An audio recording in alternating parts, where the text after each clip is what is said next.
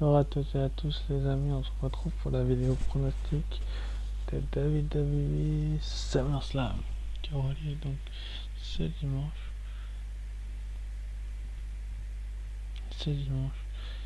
Et je vais vous donner mon avis pronostic sur ce show. Et voilà quoi, ça va être sympathique, très sympathique dis donc de le faire ça avec vous assez rapidement parce que j'ai pas suivi trop les shows ces dernières semaines. Enfin j'ai pas fait de review, etc. Donc on relance petit à petit.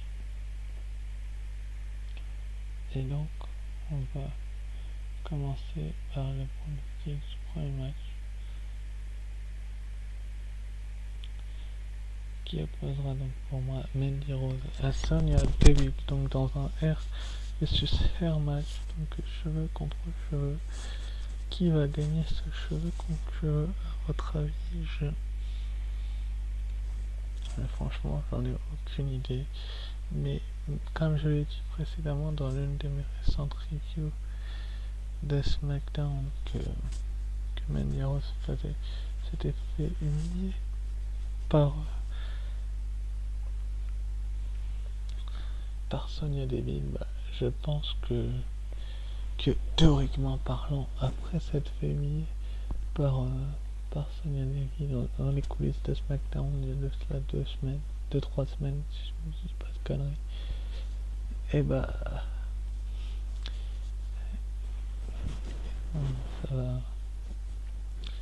ça va permettre donc à Mandy Rose d'être heureuse en gagnant ce match et en montrant surtout à sa meilleure amie dans la vraie vie qu'elle est meilleure qu'elle. Et puis voilà quoi. Suite après on aura Dominic Mysterio qui va faire face à Seth Rollins dans un street fight. Alors là on me pose une colle parce que Dominic Mysterio c'est son premier combat à la WWE. Est-ce qu'ils vont le faire débuter pour perdre? Je ne pense pas. Est-ce que le Messi va perdre? Je sais pas.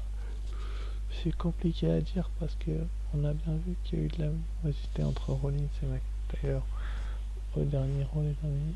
Et là, on se doute bien qu'il y en aura encore un petit peu plus de l'animosité. Mais est-ce que réellement il y en aura réellement besoin pour ce match quoi? Un street fight, donc certes Rey Mysterio sera dans le coin de son fils. Je dis pas le contraire, mais malheureusement, j'ai envie de vous dire malheureusement ou heureusement, c'est comme vous préférez. Je pense que l'un des meilleurs catcheurs actuellement parlant, c'est quand même Seth Rollins. Et Seth Rollins a prouvé ces dernières semaines qu'il était supérieur à Dominic Mysterio. Est-ce que Dominic va se retourner contre son père? C'est la question que j'ai envie de vous poser dans cette vidéo pronostic. Je ne pense pas personnellement, mais tout est possible dans ce milieu-là du catch, mais très certainement qu'il va retourner contre lui et qu'il va... Comment je peux expliquer ça? Qu'il va pas en rester là très très longtemps pour être sûr. Ensuite, après, on aura Apollo Crews qui va défendre son titre des États-Unis contre MVP, alors que Bobby Lashley et Shelton Benjamin sont bannis des aventuriers. Effectivement, ils seront bannis suite à la victoire d'Apollo Crews sur Shelton Benjamin. Le dernier mot, personnellement, j'en ai marre de cette rivalité pour le titre des États-Unis. Je l'ai dit le mois dernier à Extreme Rules. Terminez-moi cette rivalité pour que le Cruz puisse passer à autre chose, parce que là sincèrement les amis, je dis pas ça méchamment du tout et je vois pas pourquoi Apollo Crews pourquoi MVP autant mis en avant avec son hard business. On a compris le système, que c'est lui qui a payé la ceinture etc, mais il ne la gagnera pas pour moi. Je vois pas l'intérêt de donner le titre à Apollo Crews pour lui faire perdre là maintenant tout de suite. C'est encore beaucoup trop tôt Et ça fait des semaines que je me répète et que je me répète, c'est trop tôt. Mais est-ce que les officiels et Vince McMahon vont être d'accord avec moi? Je ne suis pas sûr parce que Vince McMahon adore MVP son personnage. Mais malheureusement, même si le hard business est banni des abords du ring, je les verrais bien interférer dans ce match parce que franchement, que ce soit Shelton Benjamin ou que ce soit Bobby Lashley, je suis sûr qu'ils vont trouver une ruse pour intervenir, gêner Apollo Crews à un moment donné dans le match. Mais est-ce que ça va profiter à MVP? Je pense pas. Vu que Apollo Crews est pas champion depuis hyper longtemps, si vous voyez ce que je veux dire. Et donc Apollo Crews va être mis en difficulté quoi. En difficulté, mais il perdra pas le titre tout de suite, je pense pas que ce sera le cas. Et même d'ici quelques semaines, ça m'étonnerait. Ça m'étonnerait. Et ça va être compliqué. Ensuite, après, on aura les Street Profits qui vont défendre leur titre par équipe des rangs contre Andrade et Angel Garza, compagnie de Zelina Vega, donc peut-être les Profits. Bon, on est bien Belair. J'en ai un petit peu marre de cette rivalité, c'est pareil, ça tourne autour des Street Profits équipe par équipe de Raw, ce serait peut-être temps que ça change, effectivement. Mais est-ce que les Street Profits ont réellement besoin de ça pour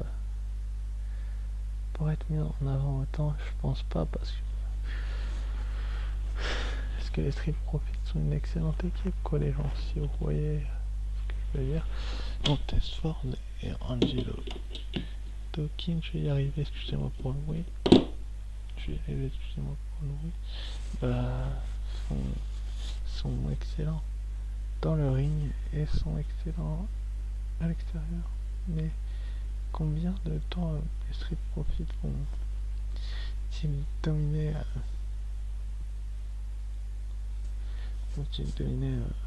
la WWE? On ne sait pas, en tout cas la division PNXT, on n'en sait rien du tout. Mais Andrade et Angel Garza sont deux talents qui mériteraient un titre. Andrade, on l'a vu en tant que champion des États-Unis.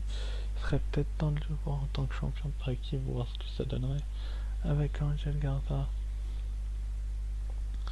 Dans les prochaines semaines. Et voilà quoi, mais ça va être compliqué de les faire gagner étant donné que les Street Profits sont super protégés, mais ce n'est pas impossible qu'ils gagnent parce que voilà quoi les gens, c'est la WWE et Vince McMahon est tout à fait capable de donner les titres mexicains.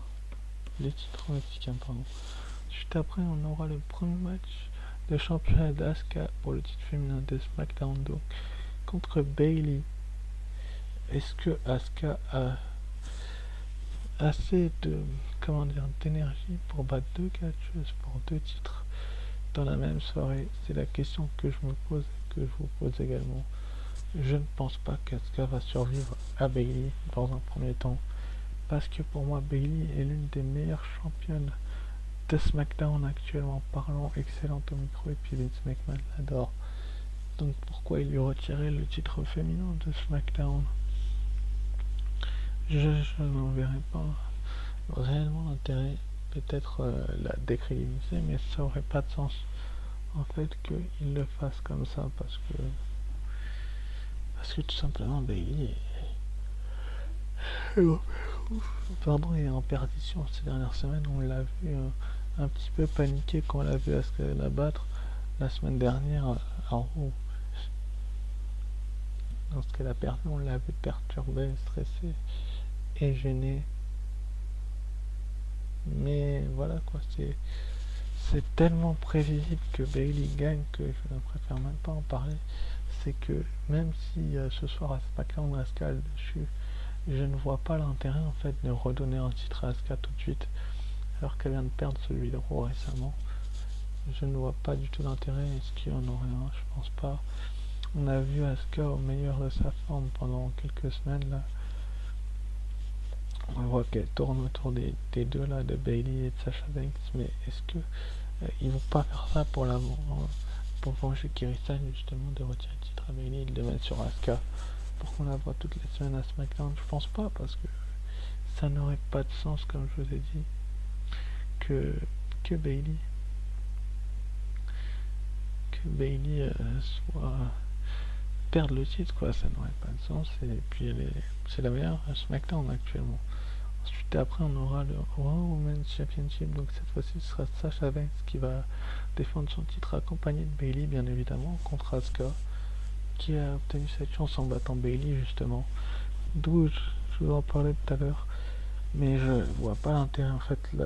Au dernier Raw, Shayna Baszler et Asuka ont battu Bayley et Sasha Banks dans un match par équipe qui pourrait leur offrir une opportunité au titre par équipe à Payback. On verra bien le week-end prochain ce que ça donnera, mais je ne pense pas qu'elles perdront le titre si ça arrive, étant donné qu'elles sont pas championnes depuis hyper longtemps.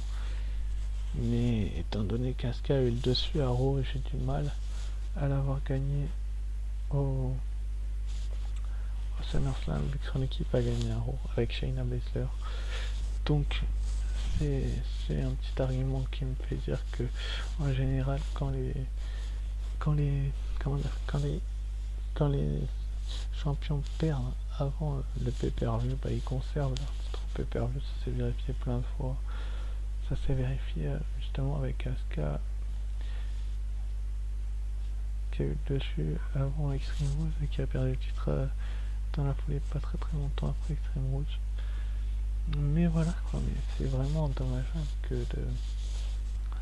de mettre Asuka over autant, mais est-ce que ce sera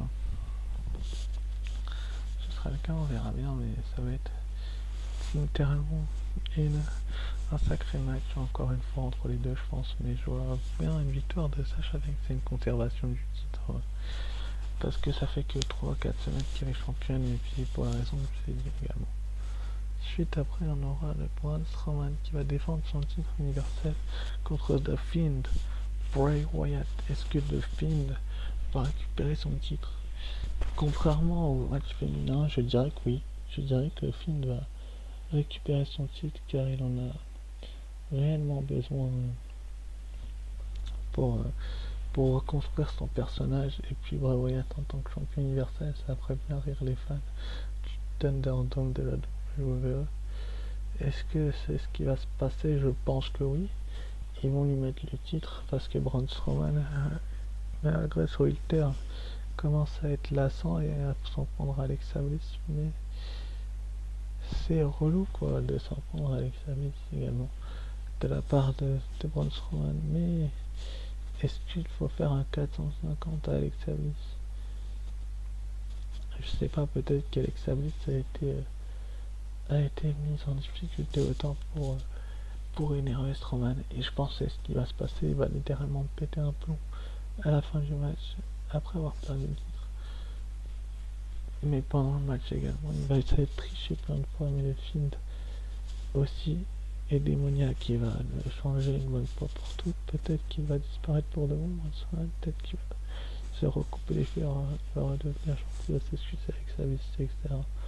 Mais la feu d'entre Strowman et The Fiend commence et Bray Wyatt, si vous préférez, The Fiend commence à durer quand même depuis un certain moment, et il y a des fans qui en ont un peu marre, et je peux les comprendre personnellement.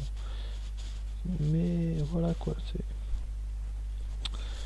c'est la WWE qui est comme ça, et Braun Strowman va perdre son titre parce que je ne vois pas d'autre issue à ce match que Braun Strowman perde son titre et repart bredouille de SummerSlam. Ensuite, après, on aura le WWE Championship en main event. Donc, Drew McIntyre qui va défendre son titre contre Randy Orton. Et là, vous me dites que Randy Orton part favori, bien évidemment, il a de l'expérience, il a 14 titres, etc. Mais Drew McIntyre a effectivement son mot à dire, si vous voyez ce que je veux dire.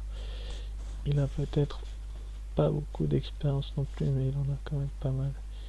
Mais combien de temps il va rester au sommet de la montagne? C'est lui-même qui a souhaité affronter Orton, mais est-ce que c'est une idée? Sincèrement, je ne sais pas, les gens, si c'est une bonne idée, parce que Randy Orton est quand même un excellent catcheur et il a un excellent niveau, mais je pense que le fait qu'il ait blessé Eric Flair et pas mal de légendes de Shawn Michaels au dernier Raw l'a frustré Drew McIntyre au plus profond de lui-même.